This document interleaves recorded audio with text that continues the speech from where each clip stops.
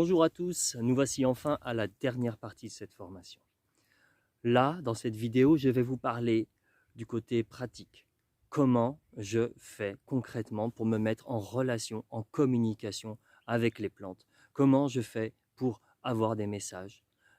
Qu'est-ce que je fais de mon corps, qu'est-ce que je fais de mon esprit, comment je m'habille, est-ce que je m'habille, etc. Donc, tout d'abord, et je vous en ai déjà parlé, je pratique l'ancrage. Alors l'ancrage, il y a plusieurs façons de le faire.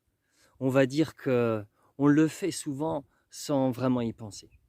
Moi, ce que j'aime bien, c'est de le faire consciemment, de le faire en conscience, de prendre conscience de ce qui se passe dans mon corps quand je le fais. On m'a régulièrement dit que j'étais bien ancré à la terre. Pourquoi? En fait, je suis quelqu'un qui est mental, qui peut avoir des activités mentales dans son travail, mais je passe beaucoup de temps dans mon jardin. En tout cas, je passais beaucoup de temps dans mon jardin. C'est vraiment une activité idéale pour s'ancrer. On est en contact avec la terre et en dehors des moments où on planifie, on organise, etc., on est en contact, en prise directe avec le sol, avec les plantes, on les touche. Je dirais encore plus parce que en fait, je faisais un jardinage pieds nus à presque toutes les saisons. Alors mon jardin était fait de manière à ce que ça puisse être facile. Et puis, de toute façon, au bout d'un certain temps, quand on marche pieds nus, la sensibilité, la fragilité des pieds disparaît et on ressent un grand bien-être à marcher pieds nus. De plus en plus, moi je connais quelqu'un très bien qui vend des chaussures pieds nus. Elles vendent tous les bénéfices évidemment de marcher pieds nus, mais nous sommes des êtres humains. Nous avons un corps comme il est. Et en fait, notre corps n'a pas été créé ou n'a pas évolué pour porter des chaussures. Il a évolué pour marcher pieds nus. Il est fait pour marcher pieds nus. Marcher pieds nus, c'est se faire du bien, en fait, c'est se masser les pieds, rien que ça. Ça apporte un bien-être fou. Ça équilibre le pied. Le pied n'est plus contraint, n'est plus encorseté, on va dire, hein, serré. Il s'épanouit, il prend la place et la forme dont il a besoin quand il fait ça. Déjà que j'adorais faire du jardinage, que j'associe presque à une forme de méditation ou d'hypnose, en tout cas c'est un état modifié de conscience, ça c'est sûr. Alors là, avec les pieds nus, c'est multiplié par 2 le bienfait.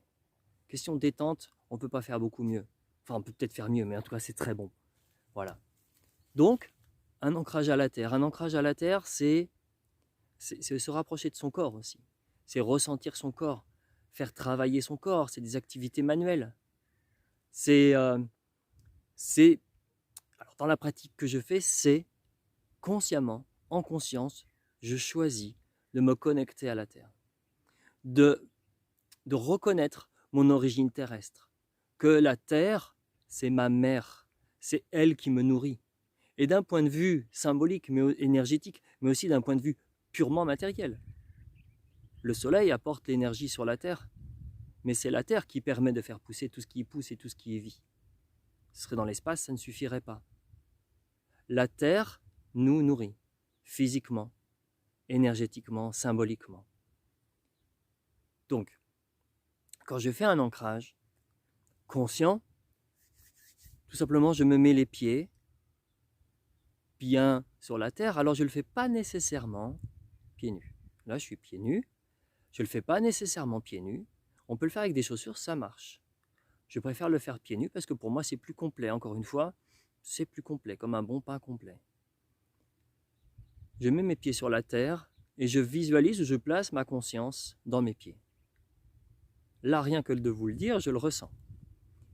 Et j'imagine, ou je visualise, que des racines partent de mes pieds pour s'enfoncer dans la terre, pour aller y puiser l'énergie. L'arbre, les plantes puisent de l'eau et des sels minéraux et de l'énergie dans le sol. Imaginez ce mouvement lent, progressif qui fait remonter ce qui vient de la terre, l'énergie de la terre qui remonte dans les jambes. Visualisez ce mouvement d'énergie. Et à force de le faire, vous n'aurez plus vraiment besoin de le visualiser parce que ça viendra tout seul. C'est comme mécanique. Je pose l'intention de m'ancrer. Je pose mes pieds et je demande Alors moi je demande, chacun fait comme il veut, mais je demande, je le sens encore, je demande à la Terre de m'apporter, me donner son énergie. M'apporter son énergie. Après, vous pouvez la qualifier, un mot, je la qualifiais, quelque chose qui marchait beaucoup, apporte-moi ton minéral, en fait. Je lui demandais d'apporter son minéral, et je sentais très fort. J'avais besoin de me tenir debout, de me sentir debout. Vous savez, les sels minéraux, c'est ce qui fait toute la structure des cellules, des arbres, des plantes, etc. Donc j'avais besoin de cette énergie solide, cette énergie minérale, droite, la construction, l'énergie de la construction et de l'érection. Je m'érige à la surface de la terre, je me tiens droit, comme un tronc d'arbre, comme un homme. Je suis droit. Et ça me nourrit, cette énergie me nourrit et me permet de me tenir droit. Et je sens, quand je vous le dis et quand je le fais, je sens des frissons le long de mes jambes qui montent, des fourmillements, la chair de poule. Parfois, c'est presque une vague qui remonte. C'est plus ou moins rapide, c'est plus ou moins intense selon les jours, selon peut-être les endroits, selon le voisinage que j'ai en termes de plantes. Là, je suis au pied d'un pin assez jeune, 20-30 ans peut-être, mais je sens que c'est assez fort.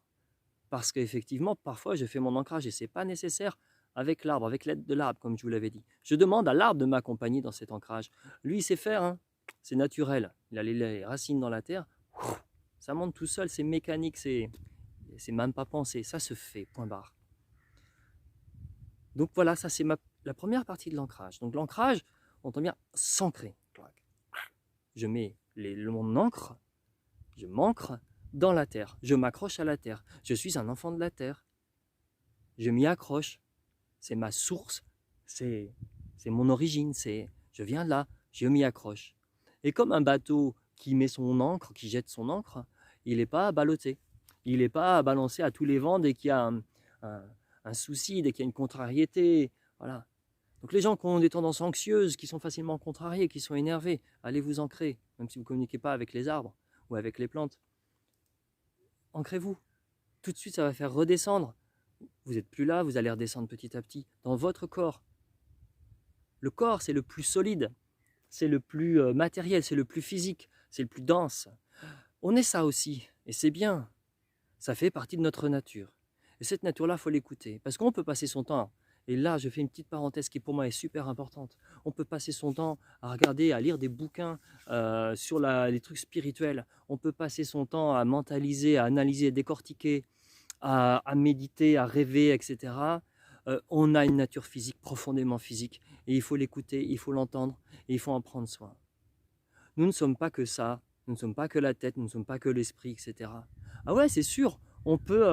J'avais une amie qui avait parlé, moi à une époque j'ai arrêté de manger, en fait je vivais sans manger en fait, et l'énergie, j'avais de l'énergie quand même, j'étais bien, etc. Elle m'a dit au bout d'un moment j'en ai marre, je dis en fait non, en fait c'est n'importe quoi, en fait je suis pas ça. Je ne suis pas que ça. Ok, c'est une expérience sympa, etc. Donc c'est possible. Je suis dans un état un peu... je flotte là-haut, là, hein, on va dire le ballon qui n'est pas vraiment accroché au sol. Mais non, mais je ne suis pas que ça, j'ai un corps et tout. Alors ouais, j'ai perdu des kilos, mais j'ai un corps. Je suis complète. Je ne peux pas ignorer le reste, tout simplement parce que j'ai des aspirations spirituelles. Bon, je vais vous dire au contraire. Bien au contraire. Si vous passez votre temps à être perché, là-haut, à penser que vous êtes spirituel parce que vous êtes en méditation permanente, parce que vous êtes dans votre truc, voilà, comme on dit, barré, perché, ok. Vous n'êtes pas spirituel. Parce que la matière est aussi spirituelle que le reste. On a une dimension spirituelle, mais tout est énergie, tout est esprit, tout est divin. Notre corps est divin. Donc je l'ancre. Je ne reste pas perché là-haut. C'est comme si, à l'opposé inverse, je ne prenais soin que de mes besoins physiques, métaboliques, physiologiques. Manger, dormir, le bébé qui vient juste de naître. Manger, dormir, faire ses besoins, respirer, boire, point. Ok ? Donc on peut faire ça. On peut être perché là-haut, on peut être tout en bas là.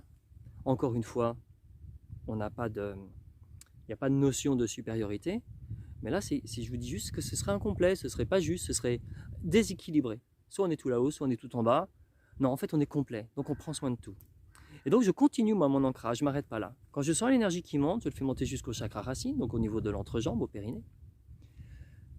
Et dans la foulée, je demande à l'énergie cosmique, je dis l'énergie céleste, je trouve que ça me correspond mieux, l'énergie céleste de descendre en moi. Et c'est le mouvement opposé dans le sens, mais complémentaire. C'est-à-dire que je demande à l'énergie céleste de descendre en moi. Et je sens de la même manière, appelez l'énergie divine, ce que vous voulez, en fait, ça m'est égal. Mais appelez cette énergie et faites-la descendre en vous. Et de la même manière, je vais sentir descendre en moi cette énergie. Et là, au moment où je vais vraiment me sentir bien, c'est quand les énergies vont se rejoindre. Alors au début, c'était pas forcément simple. J'avais du mal à ressentir. Et bien si au début vous avez du mal à ressentir, vous n'êtes pas sûr, continuez. Continuez, continuez, continuez. Et vous verrez. Voilà, c'est comme c'est comme le sport. Hein. Plus vous pratiquez, plus c'est facile, plus ça vient facilement, plus vous courez sans effort, etc. Là, c'est pareil. Vous pratiquez, vous vous ancrez. Et petit à petit, mais parfois vous aurez à peine le temps de poser l'intention de vous ancrer. Ça y est, comme je vous ai dit, c'est la douche. Ça monte, ça descend, parfois ça vient en même temps, ça se croise. En 1 ou 2 secondes, c'est fait. Et parcouru par un frisson, parcouru par du bien-être. Et comme je vous disais, c'est comme si on nettoyait le tuyau. On nettoyait tout là, et hop, on est réceptif. Ça, c'est quelque chose de très important. On devient réceptif. C'est-à-dire qu'on est plus centré sur ce qui peut nous préoccuper dans la vie au quotidien. On est passé à un état modifié de conscience encore, hein, parce qu'il y en a plein, où on est centré sur nous et centré, ouvert sur le reste, mais d'un point de vue énergétique. D'accord ? Je ne vais pas aller mentaliser, ah oui, c'est vrai que là, je suis autour d'un pain, les pommes de pain relâchent leur... Non. Ok, non, pas du tout. Je ne suis pas dans de la botanique, je ne suis pas dans de la biologie. Je suis dans une réceptivité, une ouverture. Une ouverture qui se trouve au niveau du cœur, ok, mais qui se ressent pour moi beaucoup au niveau du ventre. Je pense que c'est une généralité parce que ça passe par les émotions. Mais après, à vous de faire vos expériences. Donc un état, ça me met dans un état de réceptivité. J'ai l'impression en fait que je rapproche mon énergie de celle de l'arbre. Parce que pour moi, l'arbre, c'est ça en fait. Il est toujours dans cette énergie. Forcément, il est tourné vers le ciel, forcément, il est tourné vers le sol. Et en fait, son boulot, c'est d'être juste debout à la surface de la terre, les racines bien enfoncées dans le sol, les feuilles tournées vers le soleil pour capter l'énergie. Voilà, pour moi, c'est vraiment la super image de l'état ou de ce qu'on doit viser quand on fait un ancrage. Alors, je ne fais pas que ça, évidemment. Là, c'est l'ancrage, c'est la première approche. Alors, je vais me positionner face à un arbre, en général debout. Je suis face au tronc d'arbre, je me mets debout. Ça m'arrive d'être assis, mais presque jamais. Ça m'est arrivé, en tout cas. Quand il fait très très chaud et que l'arbre n'est pas très grand, je me mets assis à l'ombre de l'arbre. Je ne suis pas plus bête qu'un autre. Et je me mets face à l'arbre, face au tronc d'arbre, d'accord ? Et j'ouvre mon esprit à lui.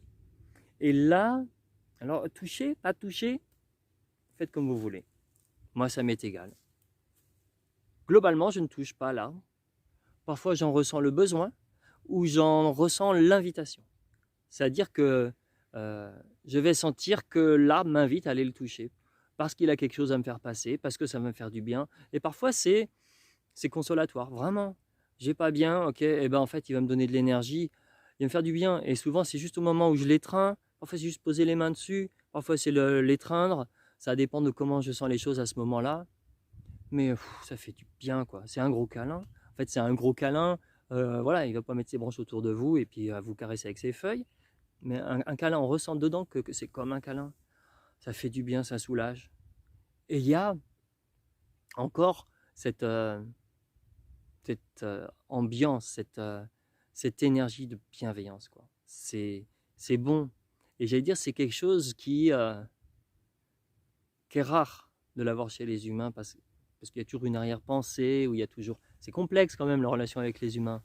L'arbre, de ce côté-là, ou la plante, c'est plus simple parce que elle n'attend rien de nous, a priori. La relation, c'est juste celle du moment. Et c'est chouette, et c'est beau. Et donc, ça fait vraiment beaucoup de bien. Donc, encore une fois, comme j'ai pu vous dire, que dans mes premières expériences, où j'allais pas bien, je touche l'arbre, et ça relâche. Eh bien, c'est de cet ordre-là. Mais globalement, je ne vais pas le toucher. Par contre, avant de rentrer vraiment en communication avec l'arbre, je vais je vais m'y ouvrir. Alors je m'ouvre, c'est-à-dire que je me mets en état de réceptivité, je m'ouvre à l'arbre et je lui demande. Alors, plusieurs choses. Alors la demande, c'est plusieurs choses. Soit c'est, je fais une généralité et je lui dis, alors je le salue, je dis salut, esprit de l'arbre, donc esprit de ce serait du pin, esprit de la plante, esprit de voilà. Et parfois je dis pas esprit de, je dis pin, aulne, être, chardon, j'en sais rien, d'accord? S'il te plaît, montre-moi ce que je dois voir, fais-moi comprendre ce que je dois comprendre, dis-moi ce que je dois entendre.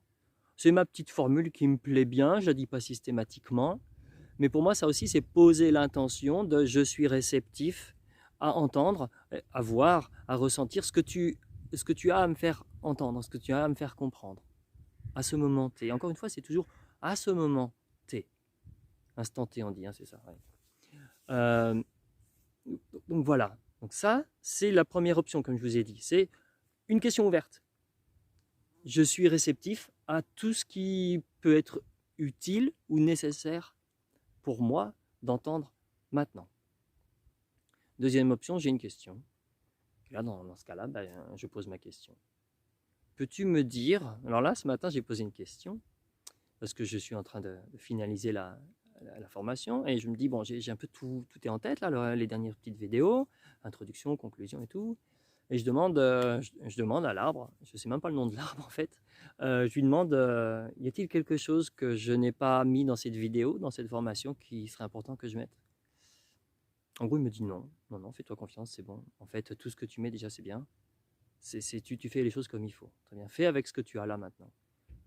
Donc voilà, pas dans ce genre de grande révélation de dernière minute, après un suspense insoutenable, juste, ok, ça se suffit à soi-même. Alors ça n'empêche pas d'avoir des idées à côté, mais voilà, je demande de l'aide aussi. C'est-à-dire que là, on est dans l'échange d'informations. Je demande à ce qu'il me donne des infos, je demande à ce qu'il m'explique des choses, mais aussi, et comme ce matin, ou comme non, juste tout à l'heure, là en fait, avec ce pain, avant de commencer la vidéo, je me dis s'il te plaît, accompagne-moi pendant cette vidéo pour que mes paroles soient justes et voilà, et pour que ce soit juste en gros. J'ai ressenti une douche de frisson à ce moment-là et je sens que voilà, l'esprit du pain est là, là, vous le voyez peut-être, vous, je sais pas. Je blague, hein, moi j'ai jamais vu d'esprit, hein, comme j'ai déjà dit. Donc voilà, peut-être que vous ressentez des choses, j'en sais rien. Voilà, je demande de l'aide. Je reviendrai sur cette histoire de demande aussi. C'est très important. Toujours est-il que voilà, je me présente face à l'arbre, je pose une intention, je formule à voix haute globalement, plutôt, pas Mickey plutôt, et ou alors je le dis à voix basse, parce que parfois il y a du monde autour de moi et j'assume pas toujours totalement de parler aux arbres en public. Donc, je formule, et là j'attends. Mais juste avant, parce qu'en fait je ferme les yeux, presque systématiquement, parce qu'en fait, je n'ai pas encore, ou peut-être que je ne l'aurai jamais, en tout cas je trouve ça plus facile, la capacité de faire abstraction de ce que je peux voir autour de moi quand j'ai une vision. Parce que effectivement la vision n'est pas visuelle, elle se passe dedans, et j'ai trop peur d'être perturbé par ce qui se passe concrètement autour de moi.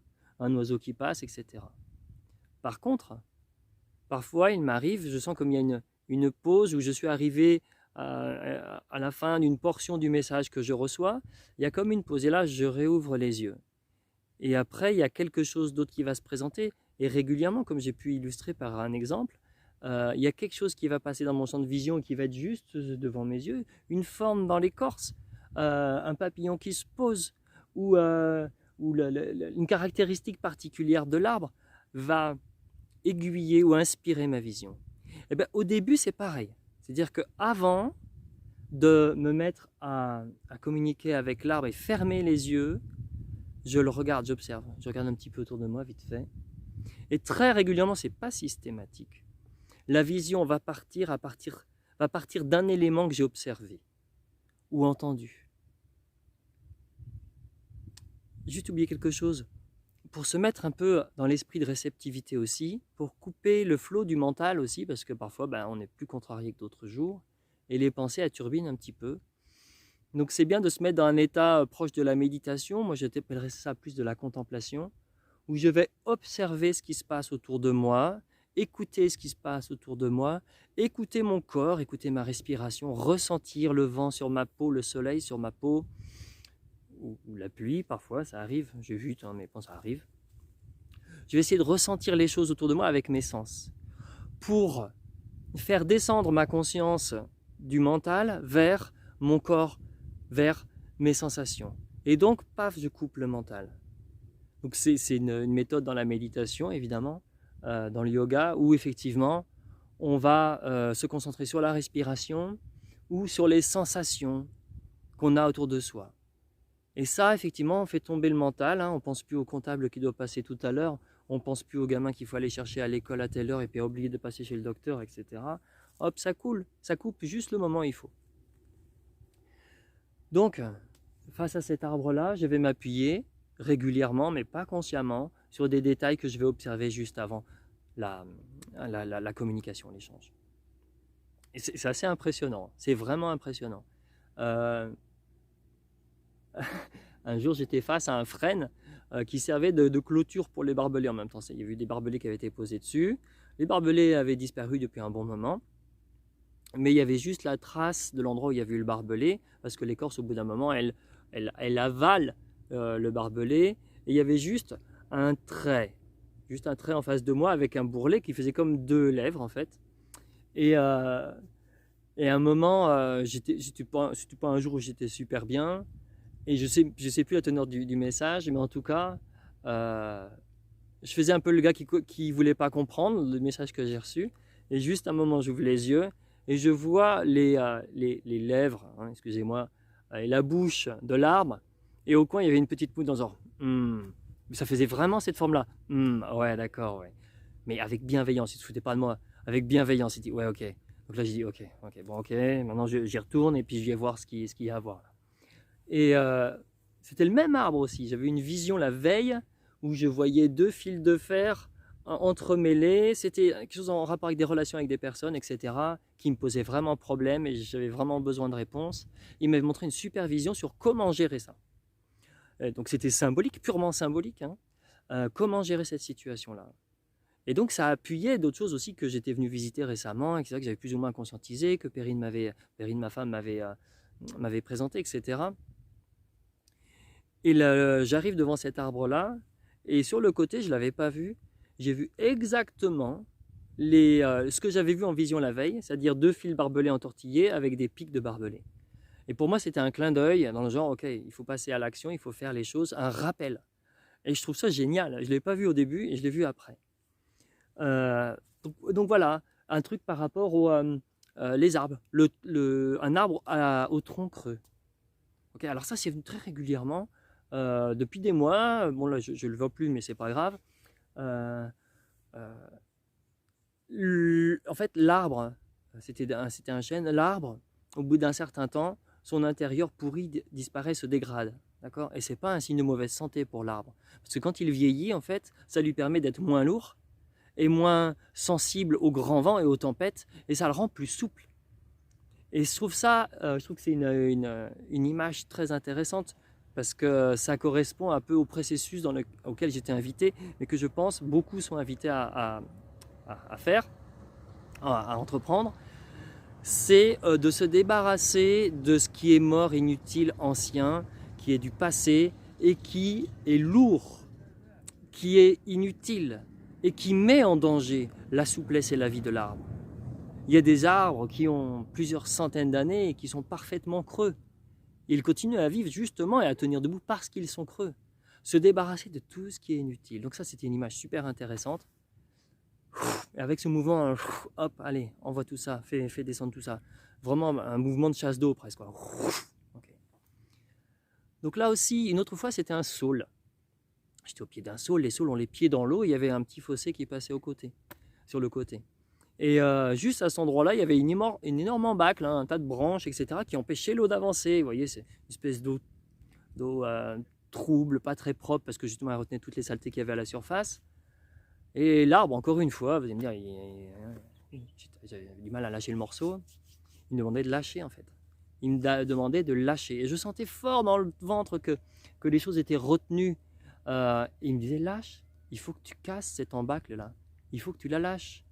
Et là, il me fait visualiser que l'embâcle s'enlève. Donc vous voyez, ce n'est pas forcément des choses qui sont dans l'arbre ou la plante, mais autour, dans l'observation.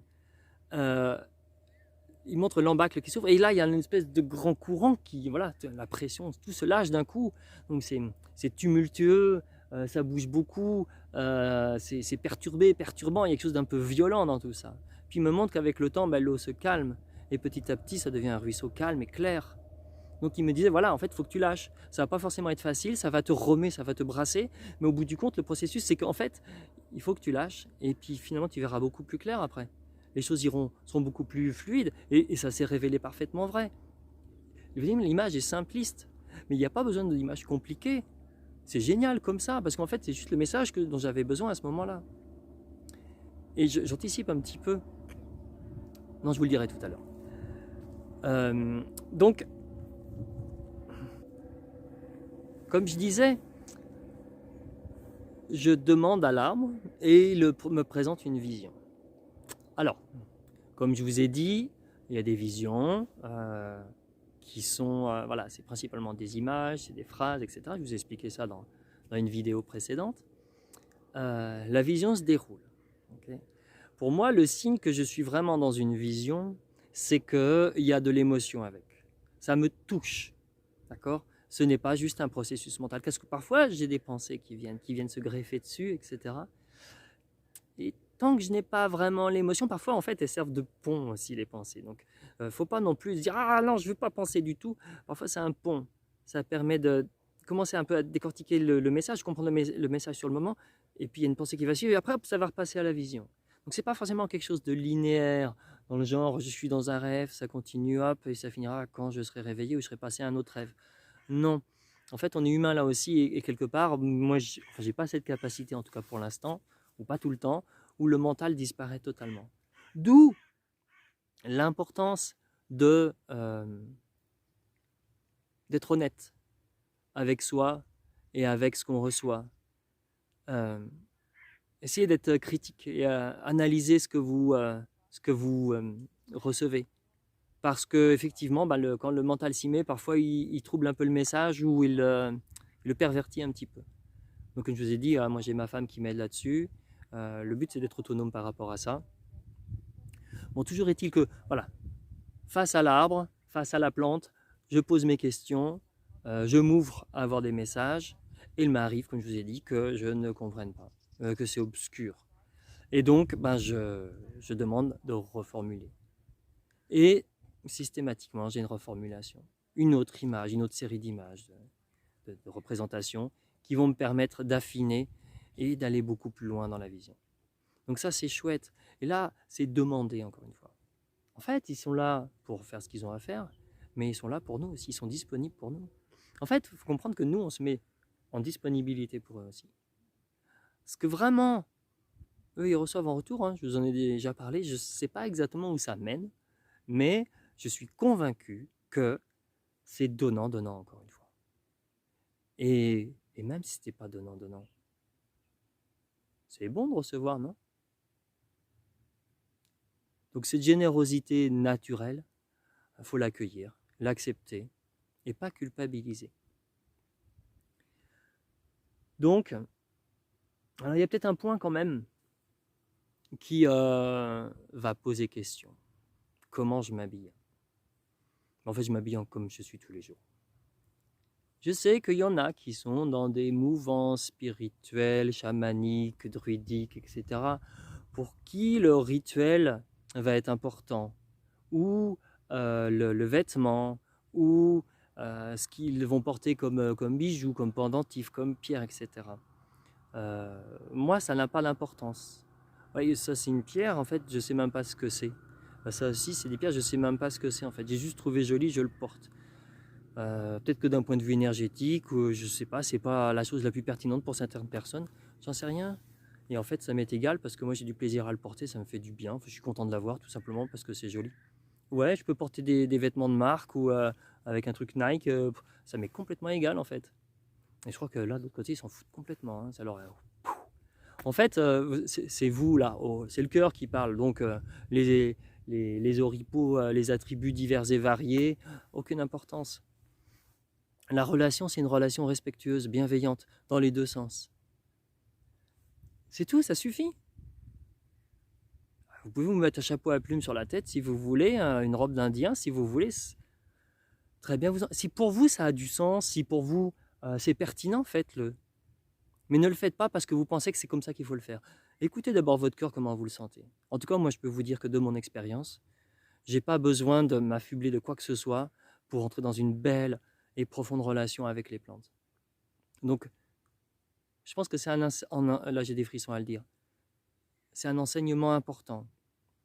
C'est que là, pour moi, il est important de se libérer de ce que j'appelle des relents, des réminiscences de croyances qui ne sont peut-être plus forcément pertinentes maintenant. Elles ont eu des fonctions. Il faut savoir que les chamans, les druides avaient des fonctions dans la société, bien délimitées, etc. Bien comprises. Elles font certainement encore sens. Mais ce n'est pas indispensable si vous voulez simplement communiquer avec les plantes. Selon moi. En termes de positionnement par rapport à la plante, par rapport à l'arbre, j'aime penser que nous sommes sur le même plan avec les plantes. Le même plan dans la communication. Vous vous rappelez cette image des courbes qui s'entrecroisent et qui vont dans la même direction, en fait. Pour moi, c'est ça. En fait, nous nous croisons, nous interagissons avec notre énergie. Et il n'y a pas de supériorité. Ni de la part de l'homme. C'est pas parce qu'on ne peut pas balader avec une hache qu'on a une supériorité sur l'arbre. L'arbre était là avant nous, il sera peut-être là après nous. Ni une supériorité de l'arbre. Je ne vénère pas l'arbre. Je l'apprécie. Je ne suis pas soumis à l'arbre. C'est mon compagnon. C'est une relation comme une relation d'amitié. Il n'y a pas d'enjeu de supériorité. C'est juste, on est bien ensemble. Je crois que c'est très important. Alors, comment je sais que la vision est finie? Je le sais. Je le sens. En fait, ça se sent. On sent, voilà, là, ça y est, t'as l'info. Et ça suffit. C'est bien. Enfin, l'info est complète. Voilà, t'as pas besoin de plus. Et c'est rare que j'ai envie de hey, dis-moi en plus, dis-moi en plus. Non, c'est bon. En fait, c'est évident. Je le sais, c'est fini. Okay, et là, j'arrête. J'arrête tout simplement. Je sens que je reviens à un fonctionnement plus normal, habituel. Je me remémore un petit peu ce que j'ai vu. Il y a des choses qui... Voilà, parfois je suis dans l'émotion. Hein, il n'y a aucun problème avec ça. Parce que ça m'a touché, parce que c'est venu toucher quelque chose de vrai en moi. Et une chose que je fais, et qui pour moi est très importante, c'est de remercier. Alors oui, on peut parler aux arbres, mais on peut les remercier. Pour moi, on doit les remercier. C'est comme une... Voilà, tu m'as rendu un service, je te remercie, point.